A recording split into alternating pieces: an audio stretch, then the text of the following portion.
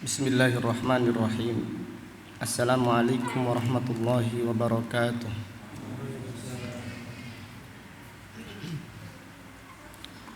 Innal hamdalillah nahmaduhu wa nasta'inuhu wa nastaghfiruh wa na'udzu billahi min syururi anfusina wa min sayyiati a'malina. Man yahdihillahu fala mudilla lahu wa man yudlil fala hadiya lahu. Wa asyhadu an la ilaha illallah wahdahu la syarika lahu wa asyhadu anna Muhammadan abduhu wa rasuluh. Amma ba'du, fa inna asdaqal hadithi kitabullah wa khairal hadi hadi Muhammadin sallallahu alaihi wasallam wa syarrul umuri muhdatsatuha wa kullu muhdatsatin bid'ah wa kullu bid'atin dhalalah wa kullu dhalalatin finnar. Alhamdulillah, pada siang yang berbahagia ini, yaitu hari Ahad tanggal 3 bulan Safar tahun 1442 Hijriah, dengan izin Allah Subhanahu wa taala kita melanjutkan kembali kajian tafsir Al-Qur'an yang kita pelajari dari kitab Taisirul Karimir Rahman fi Tafsiri Kalamil Mannan, yang ditulis oleh Fadilatul Syekh Abdurrahman Ibnu Nasir Ibni Abdillah As-Sa'di, ulama besar yang dilahirkan pada tahun 1307 Hijriah dan meninggal dunia pada tahun 1376 Hijriah, rahimahullahu ta'ala rahmatan wasi'ah. Pada kesempatan yang berbahagia ini kita akan mempelajari surat Al-Baqarah ayat 87 dan ayat 88.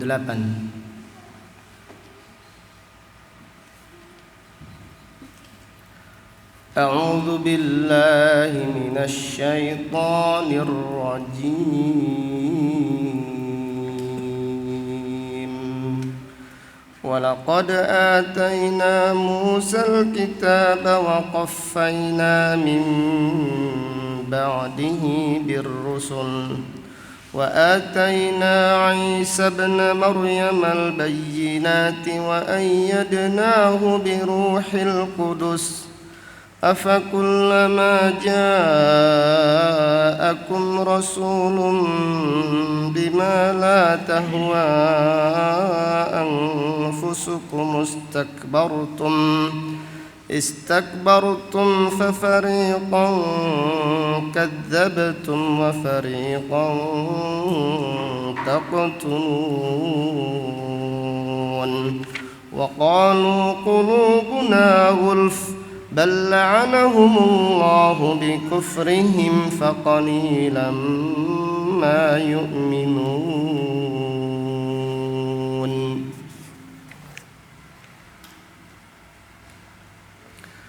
Allah Subhanahu wa taala berfirman, Walaqad atayna Musal kitab, dan sungguh kami telah memberikan kepada Nabi Musa alaihi salam Alkitab, yang dimaksud adalah At-Taurah.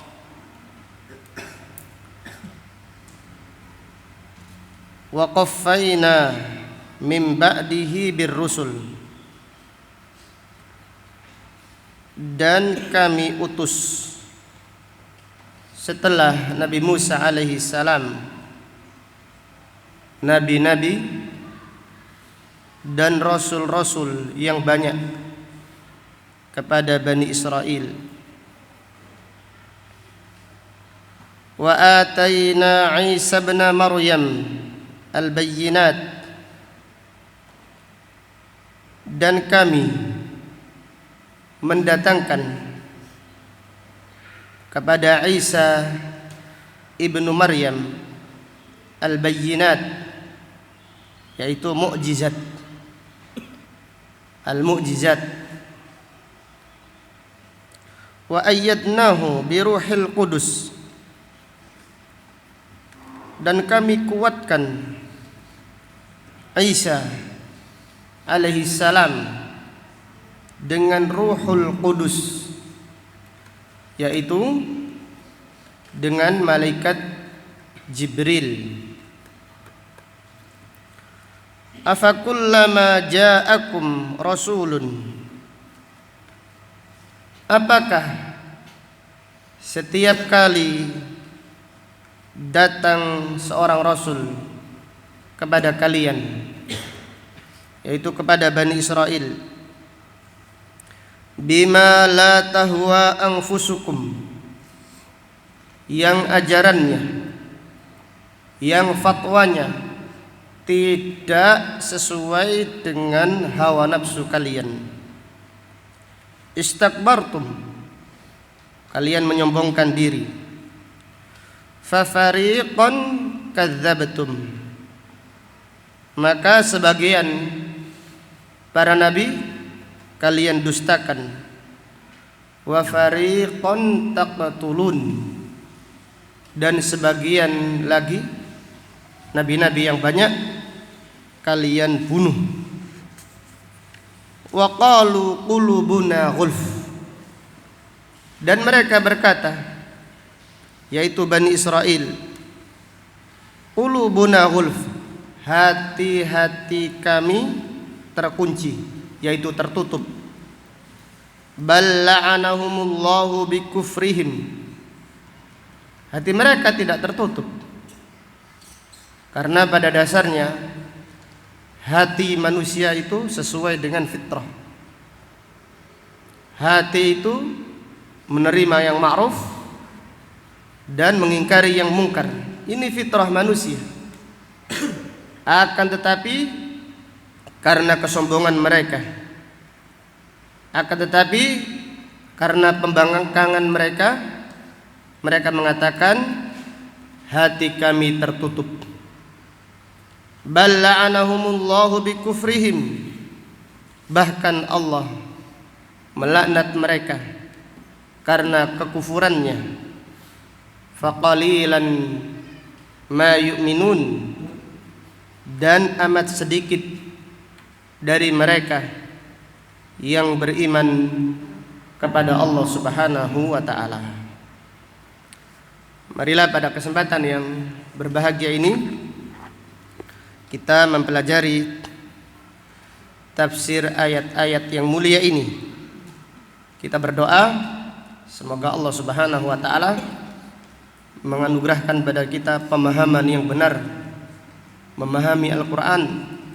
Semoga Allah Subhanahu wa taala menganugerahkan kita ilmu yang bermanfaat dan al-amal as-salih.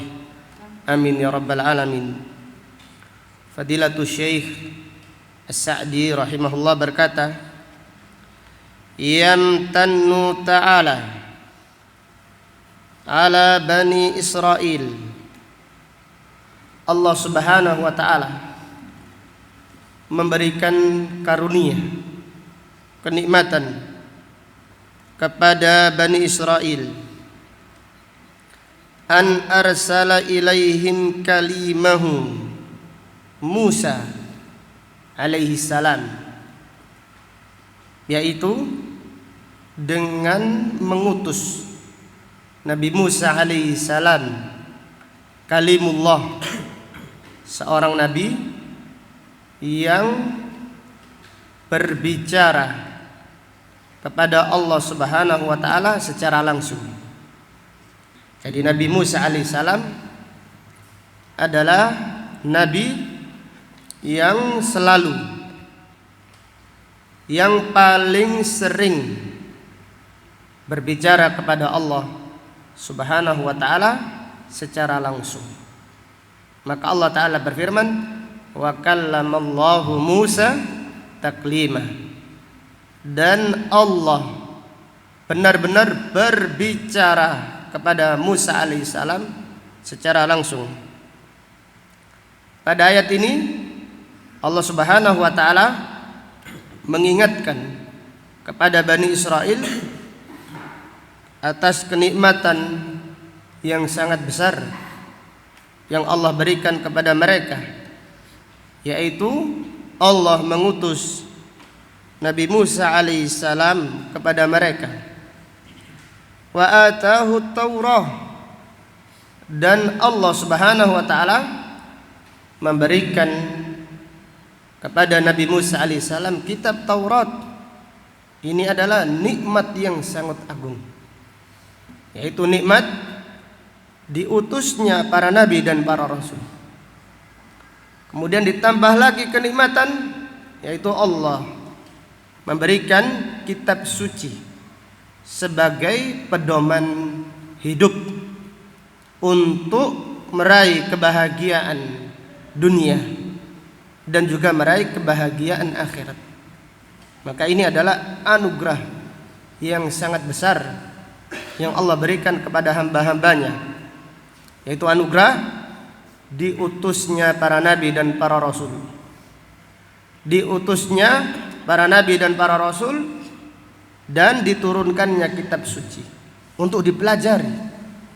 Maka mempelajari Al-Quran ayat demi ayat dengan sabar, dengan semangat, ini adalah anugerah yang sangat besar, anugerah yang Allah berikan kepada hamba-hamba pilihannya. Allah Subhanahu wa taala berfirman, wa rabbuka yakhluqu ma yasha'u wa yakhtar. Dan Rabbmu menciptakan siapa yang dikehendakinya, wa yakhtar, dan Allah memilih.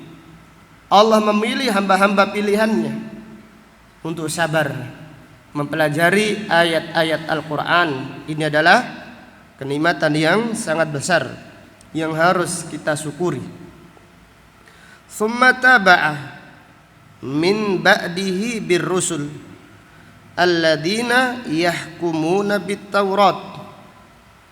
Kemudian setelah itu Allah mengutus para nabi dan para rasul dengan jumlah yang banyak kepada Bani Israel yang berhukum dengan kitab Taurat. Itu Allah Subhanahu wa taala setelah diutusnya Nabi Musa alaihissalam. Kemudian Nabi Musa alaihissalam meninggal dunia, maka Allah mengutus para nabi kepada Bani Israel yang berhukum dengan kitab Taurat, ila an khatama anbiya'ahum bi Isa ibni Maryam alaihi salam, sampai Allah menutup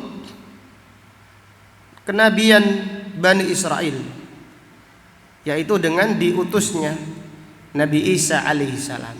Jadi Nabi Isa alaihi salam adalah nabi yang terakhir, tetapi dari kalangan mana? Dari kalangan Bani Israel. Wa atahu minal ayat al-bayyinat ma yu'minu ala mithlihi al-bashar. Allah Subhanahu wa taala menganugerahkan kepada Nabi Isa alaihissalam al-ayat al-bayyinat, itu keterangan yang jelas. Allah memberikan kepadanya kitab Injil, dan Allah Subhanahu wa taala menganugerahkan kepada Nabi Isa alaihissalam al-mu'jizat. Nabi Isa alaihissalam diberi al-mu'jizat yang dengannya manusia beriman kepada Nabi Isa alaihissalam dan membenarkan ajarannya. Di zamannya Nabi Isa alaihissalam sangat terkenal, sangat masyhur ilmu kedokteran. Jadi ilmu kedokteran di zamannya Nabi Isa alaihissalam sangat masyhur. Maka Allah Subhanahu wa taala menganugerahkan kepada Nabi Isa alaihissalam mukjizat yang ilmunya Nabi Isa mengalahkan tabib-tabib, dokter-dokter di zamannya. Maka salah satu mukjizat Nabi Isa alaihissalam adalah tangannya. Maka dinamakan Al-Masih. Kenapa? Karena Nabi Isa alaihissalam mengobati orang yang sakit dengan cara diusap saja. Jadi sakit apapun. Bahkan ada orang yang buta semenjak lahir diusap, sembuh atas izin Allah Subhanahu wa taala. Ini adalah mukjizat. Orang yang sakit penyakit kulit, kusta atau lepra, diusap saja langsung sembuh seketika itu juga atas izin Allah Subhanahu wa taala. Dan ini adalah mukjizat. Dan diantaranya mukjizat Nabi Isa alaihissalam menghidupkan orang yang sudah mati. Ini mukjizatnya Nabi Isa alaihissalam. Ditambahi Allah memberikan kepada Nabi Isa kitab Injil. Kitab Injil adalah kitab suci. Iya. Kemudian Injil adalah kalamullah, wahyu dari Allah Subhanahu wa taala. Namun kitab Injil bukan apa? Bukan mukjizat. Injil bukan termasuk mukjizat. Kitab suci yang Allah berikan kepada para nabi dan para rasul bukan mukjizat, kecuali yang diberikan kepada Nabi Muhammad sallallahu alaihi wasallam. Kemudian lanjutan ayat, wa ayyadnahu biruhil qudus, ay qawwahullah biruhil qudus. Artinya Allah Subhanahu wa taala menguatkan Nabi Isa alaihissalam dengan Ruh Al-Qudus, ruh yang suci. Siapakah Ruh Al-Qudus? Qala aktsarul mufassirin innahu Jibril alaihissalam.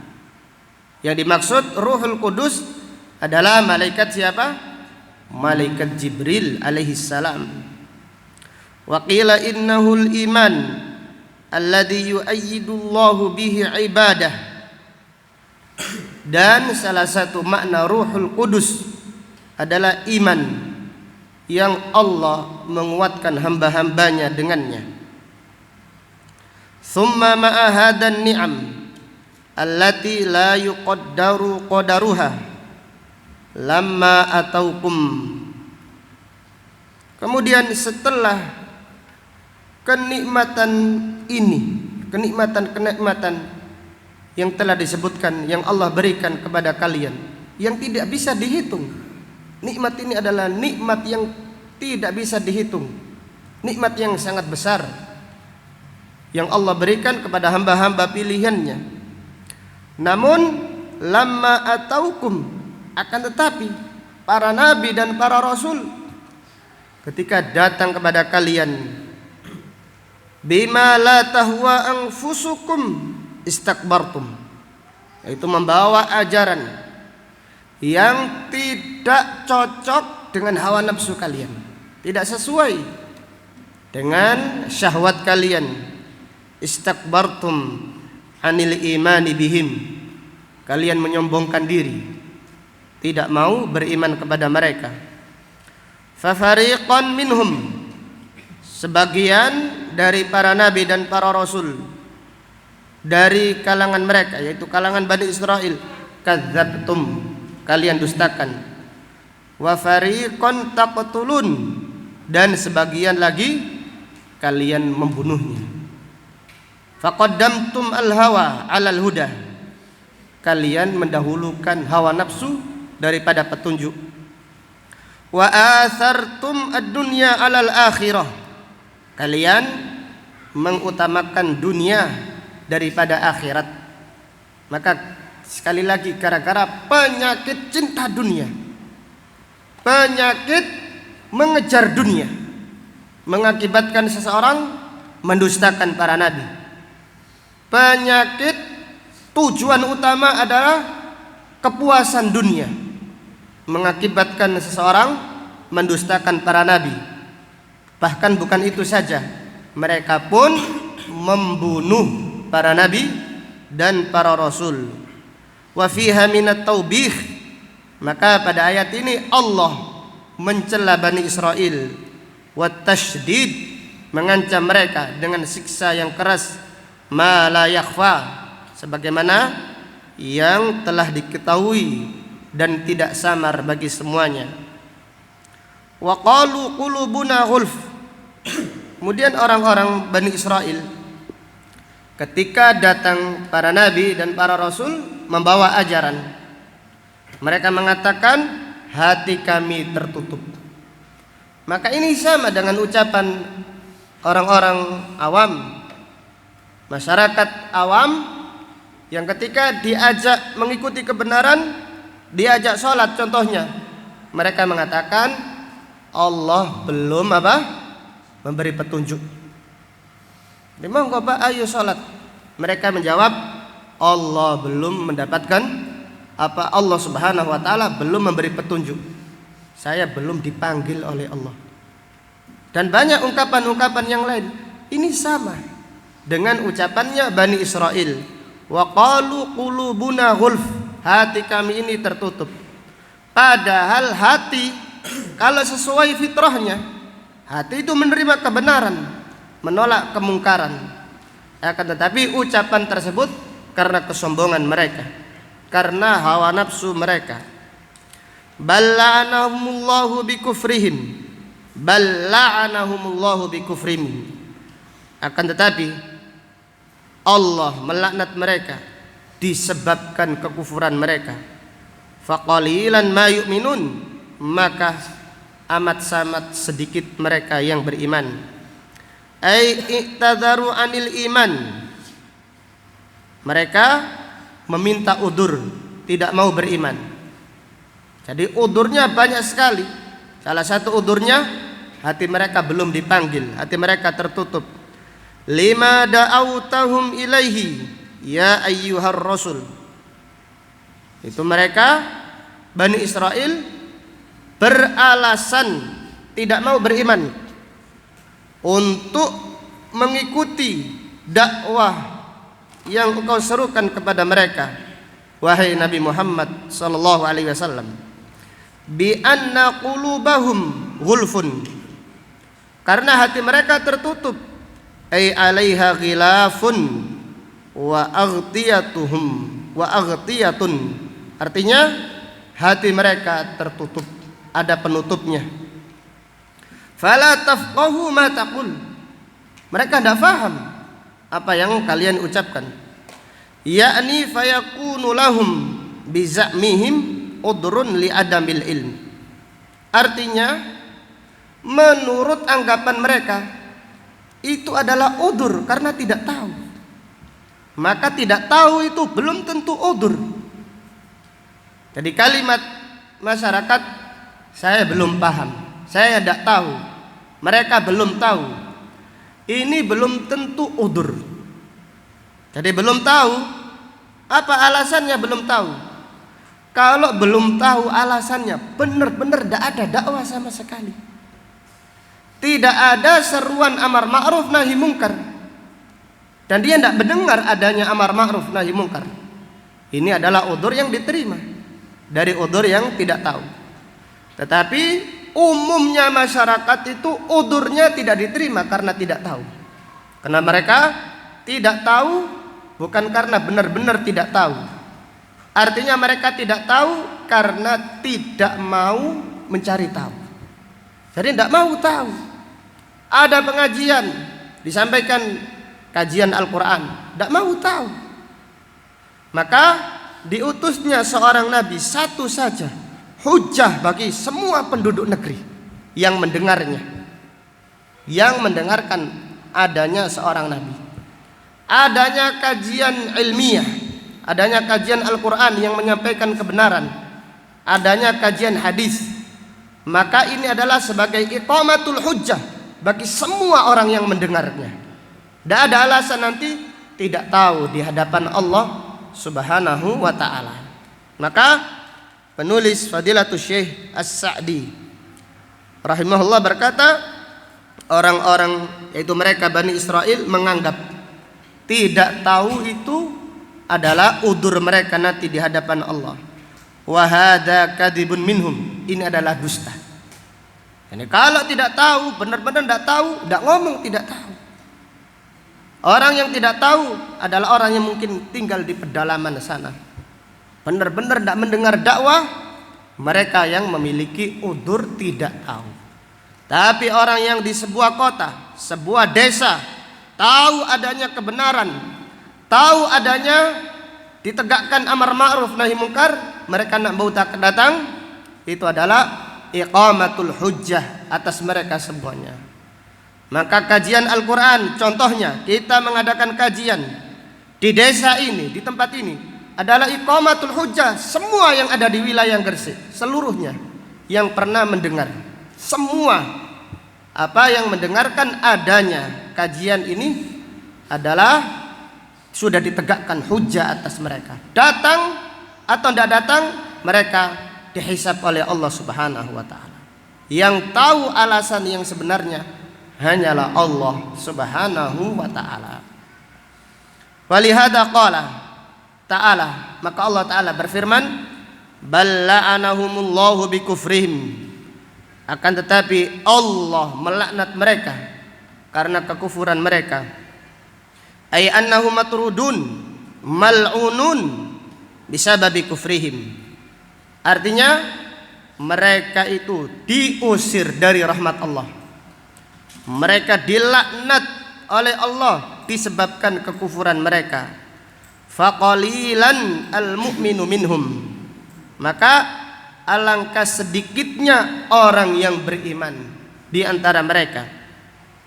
Ay qalilan imanuhum, atau artinya sedikit imannya Bani Israel. Yang kafir banyak, yang kufur banyak. Yang beriman pun iman mereka itu adalah bukan iman yang kuat. Faqalilan ay qalilan imanuhum, artinya sedikitnya iman mereka. Wa kufruhum huwal katsir, sedangkan kekufuran mereka itulah yang paling banyak. Wallahu taala a'lam bisawab. Dari dua ayat yang mulia ini terdapat beberapa pelajaran yang bisa diambil.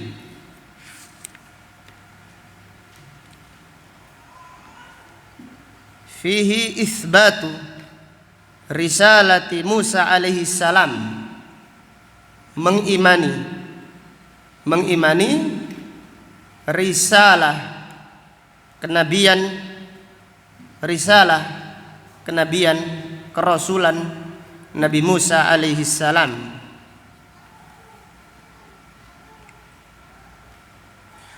Fihi anna ar-rusul min bani Israel ba'da Musa tabaun lahu, bahwasannya para nabi dan para rasul dari kalangan Bani Israel setelah Nabi Musa tabaun lahu, mereka semua adalah pengikutnya Nabi Musa alaihi salam. Jadi nabi-nabi Bani Israel itu banyak. Semua nabi-nabi Bani Israel, rasul-rasul dari kalangan Bani Israel adalah pengikutnya Nabi Musa alaihi salam.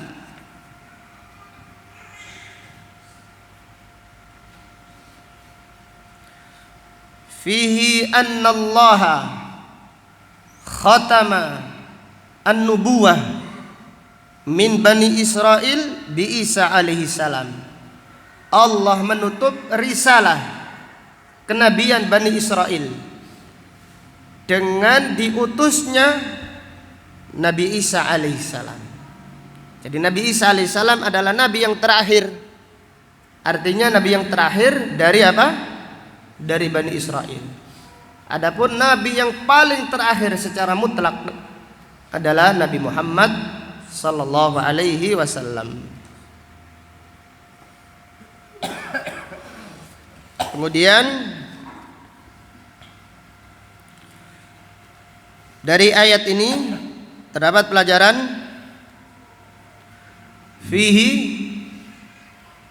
anna irsalar rusul wa inzalal kutub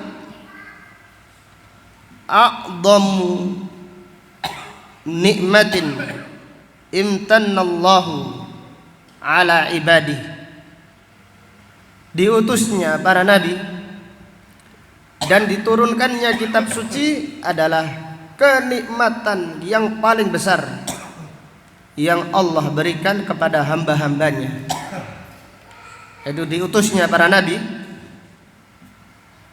dan para rasul, kemudian diturunkannya kitab suci adalah a'dhamu ni'matin, kenikmatan yang paling agung, yang paling besar, imtannallahu ala ibadih, yang Allah anugerahkan kepada hamba-hambanya.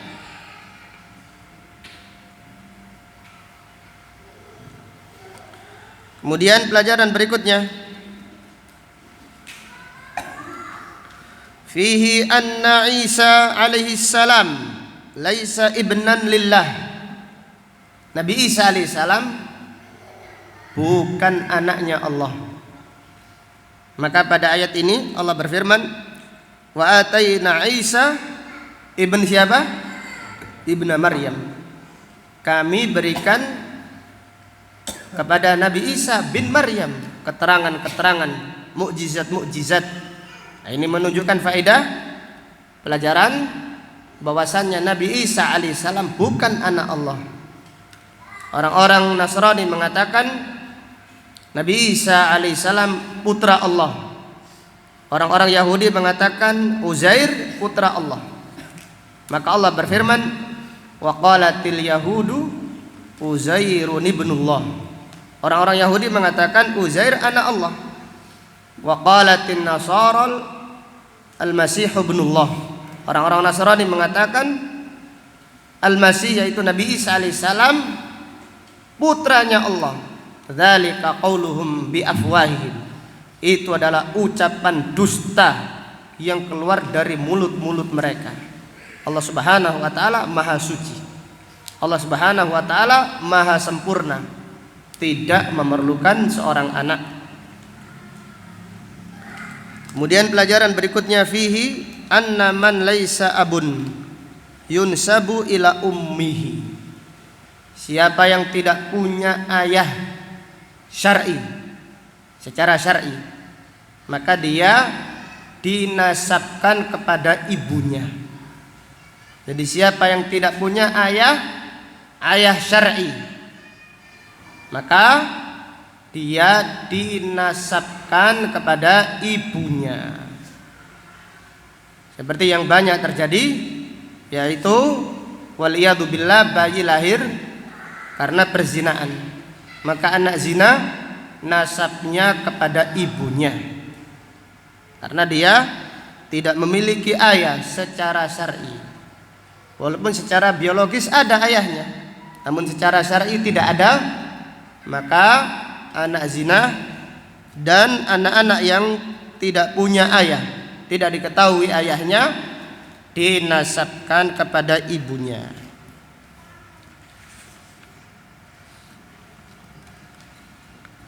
Kemudian pelajaran berikutnya, fihi anna Isa a'tahu Allahu ayatin syar'iyyah wa kauniyah. Allah Subhanahu wa taala memberikan kepada Nabi Isa alaihissalam kitab suci, yaitu ayat syar'iyyah, kitab suci Injil, dan Allah memberikannya mukjizat kauniyah. Jadi mukjizat itu seperti yang telah dicontohkan, Nabi Isa mengobati dengan cara diusap saja, maka namanya Al-Masih. Nabi Isa alaihissalam menghidupkan orang yang telah mati dan yang lainnya. Ini adalah mukjizat yang Allah berikan kepada Nabi Isa alaihissalam. Kemudian dari ayat ini terdapat pelajaran, fihi annallaha ayyada al-anbiya biruhil qudus. Allah menguatkan para nabi dan para rasul dengan ruh al-qudus, yaitu dengan malaikat Jibril. Bagaimana dengan orang-orang yang beriman? Nabi sallallahu alaihi wasallam bersabda tentang siapa? Penyair Islam, penyairnya Nabi Muhammad sallallahu alaihi wasallam. Siapa namanya? Hasan ibnu Thabit. Nabi sallallahu alaihi wasallam mendoakan, Allahumma ayyidhu biruhil qudus. Ya Allah, kuatkan dia, yaitu Hasan, dengan malaikat Jibril. Jadi Allah Subhanahu wa taala menguatkan para nabi dan para rasul. Demikian pula hamba-hambanya yang beriman dengan malaikat Jibril. Fihi anna Allah ayyadal mu'minina bil malaikah. Allah Subhanahu wa taala menguatkan orang-orang yang beriman dengan malaikat. Maka terkadang keluar dari lisan mereka ucapan yang dikuatkan para malaikat atas perintah Allah Subhanahu wa taala. Kenapa? Karena Allah menguatkan hamba-hambanya yang beriman, terutama mereka wali-wali Allah, orang-orang yang membela agama Allah, dikuatkan oleh Allah dengan para malaikat. Maka para malaikat berkata, nahnu awliya'ukum fil hayati dunya wa fil akhirah. Kami adalah wali-wali kalian, penjaga kalian di dalam kehidupan dunia. Artinya dikuatkan. Setan membisiki, malaikat menguatkan. Demikian. Jadi orang-orang yang beriman dikuatkan oleh Allah Subhanahu wa taala dengan para malaikat. Tapi kita tidak bisa mengatakan orang-orang tertentu, jangan-jangan ada malaikat yang sedang datang. Ya bisa jadi, tapi kita tidak bisa mengatakan, dan tidak pula bisa memastikan. Apalagi ada jamaah yang ahlul bidah, ini mustahil ada malaikat bersama mereka. Jadi ada jamaah yang menyebarkan bid'ah dhalalah. Kemudian sebagian masyarakat mengatakan, jangan mengatakan mereka demikian. Bisa jadi mereka itu bersama malaikat. Ini mustahil. Jelas ya? Jadi malaikat tidak bersama ahlul bid'ah. Malaikat tidak bersama orang-orang yang sesat menyimpang, enggak. Orang yang beriman, yaitu orang yang istiqamah di atas tauhid, orang yang istiqamah di atas sunnah, mereka lah yang dikuatkan para malaikat. Karena tidak mungkin malaikat menguatkan kesesatan, itu mustahil. Maka istilahnya masyarakat, malaikat ngemboh. Iya, orang itu jangan-jangan ini malaikat sedang ngemboh, sedang menjelma di dalam tubuh mereka. Nah, ini adalah ucapan-ucapan yang batil. Jadi kita melihat orang dari sisi akidahnya. Kalau akidahnya menyimpang, mustahil malaikat menguatkan mereka. Kalau setan iya, karena setan suka kesesatan, maka orang-orang yang sesat dibantu oleh siapa? Setan. Dibantu oleh musuh-musuh Allah Subhanahu wa taala. Adapun orang-orang yang beriman, orang yang bertauhid, orang yang istiqamah di atas sunnah, mereka dikuatkan oleh Allah dengan para malaikat. Kemudian pelajaran berikutnya, fihi al-kibru batarul haqq wa ghamtun nas. Sombong adalah menolak kebenaran dan meremehkan manusia. Jadi sombong, jadi inti sombong adalah batarul haqq, menolak kebenaran. Jadi ketika datang kebenaran, tidak diserna dulu, tidak dipikirkan dulu, langsung ditolak. Ini adalah hakikat kesombongan. Rasulullah sallallahu alaihi wasallam bersabda, hadis riwayat Imam Muslim, al-kibru batarul haqq. Sombong adalah menolak kebenaran, menolak ayat-ayat Allah, menolak hadis-hadis Nabi sallallahu alaihi wasallam. Wa ghamtun nas, dan meremehkan manusia. Wal iyadu billah. Fihi al-kibru min mawani'i wusulil hidayah. Sombong adalah sebab terhalangnya pintu hidayah. Jadi seseorang ketika petunjuk datang kepada orang tersebut, kemudian sikapnya sombong, ini petunjuk tersebut tidak mendatangi dia. Jadi dia terhalang mendapatkan petunjuk karena apa? Karena kesombongannya. Jadi penghalang-penghalang mendapatkan petunjuk itu banyak. Di antaranya yang paling besar, itu paling besar sebagai penghalang kebenaran, penghalang mendapatkan hidayah adalah kesombongan. Bukan karena tidak tahu, tapi karena apa? Kesombongan. Waliyadu billah.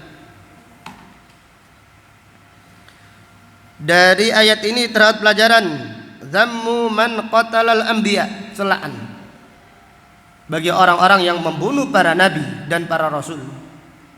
Itu mereka Bani Israel tukang membunuh, pembunuh para nabi dan para rasul. Jadi Nabi Isa Nabi Yahya disembelih. Jadi gara-gara fatwa tidak boleh seseorang menikahi mahramnya, tidak boleh. Ada seorang raja menikahi wanita yang mahramnya. Kemudian istrinya minta hadiah. Ya, hadiahnya adalah kepalanya Nabi Yahya alaihissalam. Waliyadu billah. Bahkan Nabi Isa alaihissalam, Nabi Isa sendiri mau dibunuh oleh Bani Israel, tetapi diangkat oleh Allah Subhanahu wa taala. Nabi Muhammad sallallahu alaihi wasallam pada waktu perang Khaybar diracuni oleh Yahudi. Maka orang-orang Yahudi, Bani Israel, tukang pembunuh para nabi dan para rasul. Maka kalau mereka membunuh manusia biasa, itu biasa, sepele sekali. Membunuh para nabi dan para rasul saja tidak takut, apalagi membunuh manusia biasa.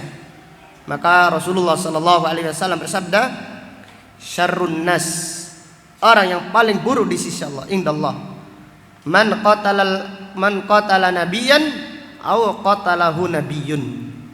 Manusia yang paling buruk di sisi Allah adalah orang yang membunuh nabi atau dia dibunuh oleh seorang nabi. Kemudian pelajaran berikutnya, fihi at-tahdhiru min idza'i al-ulama wa qatlihim. Peringatan keras dari mengganggu para ulama dan membunuh mereka. Karena para ulama adalah pewaris para nabi dan para rasul. Maka mengganggu mereka adalah perbuatan yang tercela, perbuatan yang sangat buruk di sisi Allah Subhanahu wa taala. Maka Rasulullah sallallahu alaihi wasallam bersabda, laisa minna, bukan termasuk golonganku, man lam ya'rif li'alimina haqqahu, siapa yang tidak mengenal hak-haknya para ulama. Kemudian pelajaran berikutnya, fihi asyaddun nasi balaan al-anbiya. Manusia yang paling berat cobaannya adalah para nabi dan para rasul. Mereka punya keluarga, punya anak, punya istri, tapi mereka punya beban dakwah. Resikonya mereka didustakan, resikonya mereka diusir, bahkan resikonya mereka dibunuh. Maka banyak sekali para nabi dan para rasul, terutama para nabi dari kalangan Bani Israel, yang dibunuh oleh umatnya, yang dibunuh oleh umatnya sendiri. Ini menunjukkan apakah mereka tidak dicintai Allah. Mereka dicintai Allah, Allah mencintai mereka. Maka Allah memberikan ujian yang berat kepada mereka, yaitu para nabi dan para rasul. Kemudian fihi wujubus sabr fi sabilid dakwah wa fi sabilil ilm. Wajib bersabar di jalan dakwah dan di jalan menuntut ilmu. Karena ini jalannya para nabi, jalannya para rasul. Ini adalah jalannya para nabi dan para rasul, maka wajib bersabar. Kenapa? Karena bisa jadi resikonya didustakan, digunjing, dipelengosi itu biasa. Jelas ya? Bisa jadi dibunuh. Ulang para nabi dan para rasul saja dibunuh, apalagi yang biasa, yang lainnya. Itu adalah resiko dakwah, resiko menuntut ilmu. Jadi maka wajib bersabar di atas jalan dakwah, di atas jalan menuntut ilmu, karena ini adalah jalannya para nabi, jalannya para rasul, jalannya orang-orang yang dipilih Allah Subhanahu wa ta'ala. Kemudian pelajaran berikutnya fihi annal quluba bi fitratiha taqbalul haqq wa laysat ghalfa'u. Hati secara fitrah, hati secara fitrah itu menerima kebenaran, bukan tertutup. Jadi hati secara fitrah itu menerima kebenaran, bukan tertutup. Kalau ada hati yang tertutup itu karena kesombongan pelakunya, karena kesombongan manusianya. Tapi kalau hati itu secara fitrah direnungkan, maka akan menerima apa? Kebenaran. Maka ucapan Bani Israel, wa qalu qulubuna ghulf, mereka berkata hati-hati kami tertutup, ini karena kesombongan. Bukan berarti hati ini pada asalnya tidak mengenal kebenaran, baru tahu. Tidak, salah. Pada asalnya, pada dasarnya manusia itu mengetahui kebenaran, karena ini fitrah. Fitratallahi allati fataran nasa 'alaiha, fitrah yang dengannya Allah menciptakan manusia. Hatinya fitrah, menerima yang ma'ruf, mengingkari yang apa? Yang mungkar. Maka pada asalnya manusia itu bertauhid, bukan tidak mengenal Allah, tidak. Manusia pada dasarnya apa? Bertauhid. Kemudian baru muncul kesyirikan. Bukan pada asalnya manusia itu berbuat syirik kemudian muncul tauhid. Tidak. Pada asalnya manusia itu apa? Bertauhid. Baru setelah itu muncul apa? Kesyirikan. Kemudian dari faedah ini terdapat pelajaran berikutnya, annal ma'ruf alladhi ta'rifuhul qulub wa annal munkar huwallazi tunkiruhul qulub. Dinamakan ma'ruf. Kenapa? Kenapa yang baik kok dikatakan ma'ruf? Dikatakan yang baik dikatakan ma'ruf karena yang baik itu diketahui hati. Yang mungkar dinamakan mungkar karena hati ini tidak tahu. Jadi kalau ada orang berbuat jahat, hati ini mengingkari secara fitrah. Lihatlah pelaku-pelaku pembunuhan. Mereka itu tahu ini mungkar, sehingga walaupun dengan segala cara nggak bisa tenang. Kenapa? Karena hati ini menolak. Jelas ya. Jadi lihatlah orang-orang yang melakukan kemungkaran, hatinya ini berontak, menolak. Kenapa? Karena dasarnya hati itu mengenal yang ma'ruf. Yang baik dikatakan ma'ruf. Kenapa? Karena yang baik itu diketahui hati. Hati ini senang, gembira dengan kebaikan. Mungkar tidak diketahui hati. Hati ini berontak dengan kemungkaran. Maka dengan demikian fitrahnya manusia itu mengenal tauhid. Fitrahnya manusia menolak kesyirikan. Fitrahnya manusia mengamalkan sunnah. Fitrahnya manusia menolak bid'ah. Seterusnya fitrahnya manusia secara fitrah, kalau melakukan kebaikan senang, membantu orang, menggembirakan. Memukul orang gak bisa tenang. Walaupun sekarang dikelabuhi, tidak ketahuan, suatu saat pasti akan ketahuan. Karena kemungkaran itu diingkari hati. Hati manusia sendiri mengingkari kemungkarannya. Kemudian pelajaran berikutnya, fihi qaulu ba'din nas idza du'u ilal haqq ma hadanallah syabahun bil yahud. Ucapan sebagian manusia kalau diajak mengikuti kebenaran, mereka mengatakan Allah belum memberi petunjuk. Ini sama ucapannya orang-orang Yahudi. Di Syekh Muhammad bin Shalih Al-Utsaimin mengatakan qaulu ba'din nas, ucapan sebagian manusia ketika diajak mengikuti kebenaran mengatakan saya belum mendapatkan petunjuk. Allah belum memanggil, saya belum dipanggil oleh Allah, Allah belum memberi petunjuk kepada saya. Diajak sholat berjamaah, ayo Pak ngaji. Nggih, siap. Dok, kenapa kok belum datang? Iya, maaf Allah belum memanggil saya. Lah sampean rada kondi. Tahu dari mana Allah belum memanggil sampean itu? Ini adalah ucapan sombong, ucapan yang menyerupai ucapannya orang-orang Yahudi. Dan ini ucapan tersebut, ucapan Allah belum memberi petunjuk kepada saya, ini sombong. Dan ucapan ini menghalangi kepada kebenaran. Jadi karena ucapan mereka sendiri, hidayah tidak datang-datang. Karena mereka mengatakan Allah belum memberi petunjuk. Allah benar-benar tidak beri petunjuk kepada orang tersebut. Waliyadu billah. Kemudian pelajaran berikutnya, fihi annan naqlah la yukhaliful aql.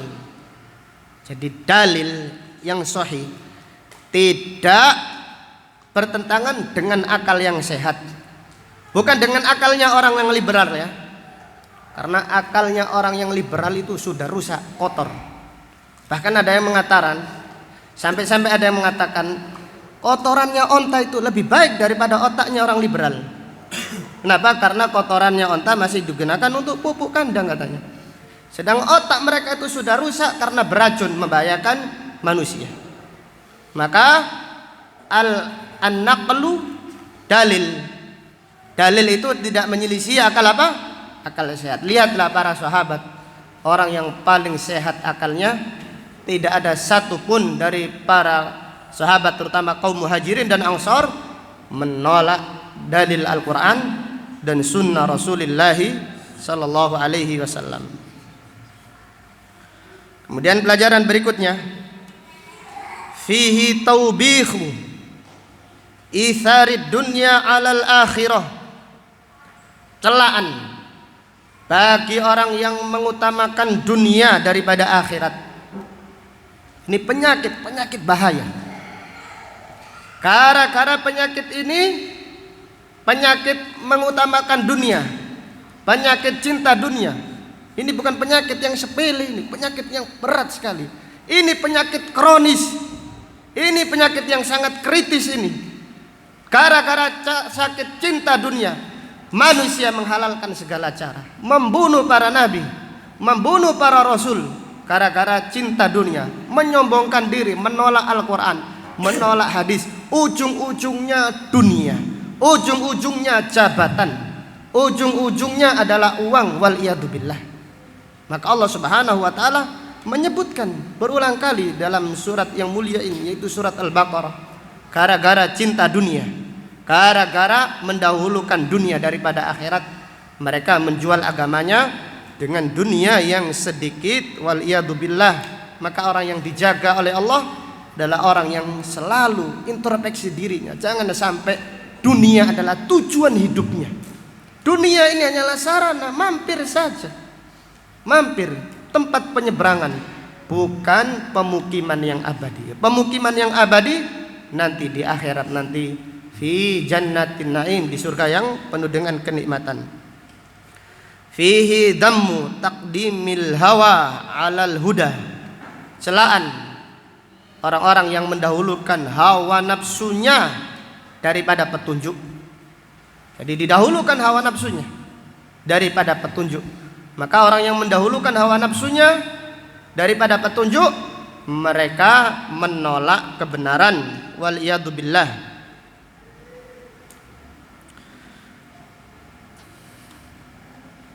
Kemudian fihi annal mu'minina fil yahud qalilun.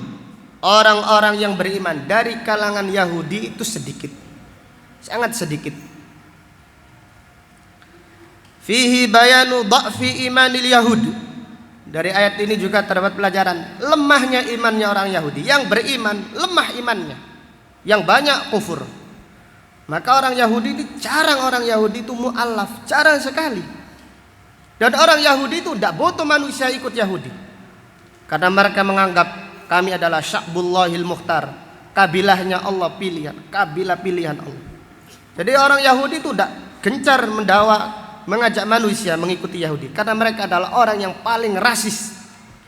Mereka tidak gampang beriman, dan mereka tidak senang jika orang lain beriman mengikuti ajaran mereka.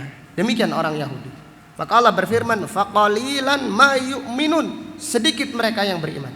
Lihatlah orang Yahudi, mereka hijrah ke Madinah untuk menyambut datangnya Nabi akhir zaman.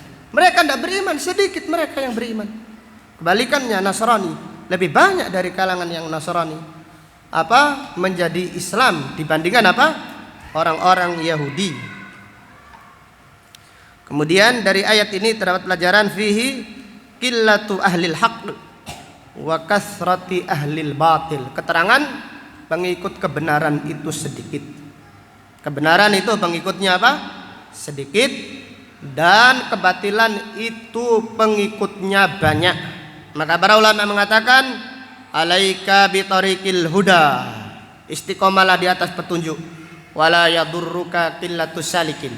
Jangan kecil hati, jangan sedih dengan sedikitnya orang-orang yang berjalan di atas petunjuk. Wa iyyaka wa turuqad dhalalah, hati-hati jalan-jalan yang sesat. Wala taghtar bikasratil halikin, dan jangan tertipu dengan banyaknya orang-orang yang binasa. Allah Subhanahu wa taala berfirman, wa in tuti aktsara man fil ard, jika kamu taat kebanyakan orang yang ada di muka bumi. Apa jawabannya? Yudilluka an sabilillah, jika kamu taat kebanyakan manusia. Jika kamu taat kebanyakan manusia, kebanyakan orang, yang banyak itu biasanya yudilluka an sabilillah, mereka menyesatkan kamu dari jalan Allah. Iyattabi'una illa dhann, yang mereka ikuti hanyalah prasangka. Wa inhum illa yakhrusun, yang mereka ikuti hanya duga-duga saja, mengira saja.